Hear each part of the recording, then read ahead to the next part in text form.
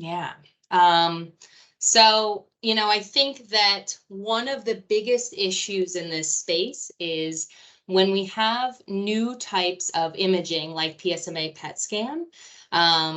This has really changed the game. It has a higher sensitivity and specificity than the conventional imaging we've used for a long time.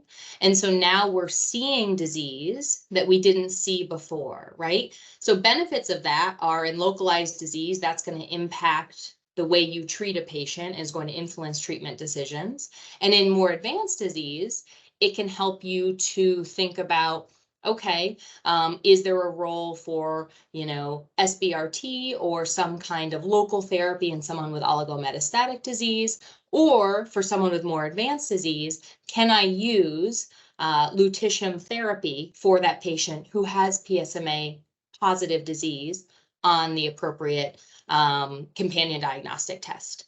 And so it's a brave new world. And I think a lot of our literature and our understanding hasn't caught up to these new technologies. So, for example, all of our clinical trial definitions of high volume disease or low volume disease, that's based on conventional imaging. So when we have a PET scan, a PSMA PET scan or an Epsilon PET scan that shows us more advanced disease than we would see on conventional imaging, we don't know what to do with that because all of our prospective trials, which have informed how we manage low volume disease, for example, were based on conventional imaging. So I think it's going to take some time to understand what findings on these very sensitive imaging modalities, what their implications are on kind of long-term prognosis and how we should manage those patients. Now we see things and we need to know what to do with it, and we aren't sure right now.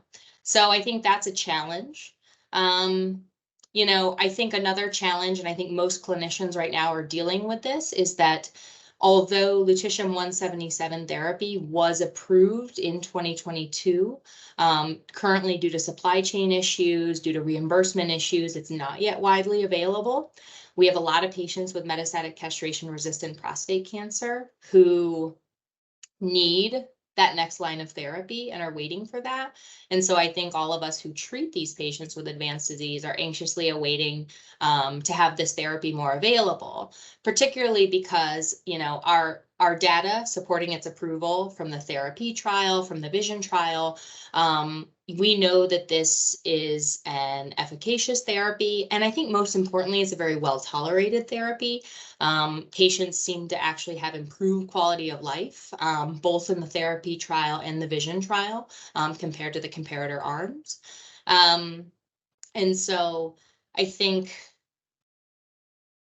there is such a demand for this therapy, and hopefully its delivery system will catch up in the near future so that it's actually available for our patients. And then there's a lot of unknowns, right? How does the degree of PSMA positivity on a scan impact prognosis? And I think we have some evidence to say that that does have an impact on prognosis, but more work is needed in that space. Understanding how PSMA positive disease is defined, because it was defined differently in the therapy trial compared to the vision trial. We're trying to catch up with the technology, which has just advanced so quickly, and I think that's an excellent thing, both for our patients and for us as docs. But meeting that moment with the best evidence-based medicine we can is going to take a little bit of time. So I would say those are the biggest challenges.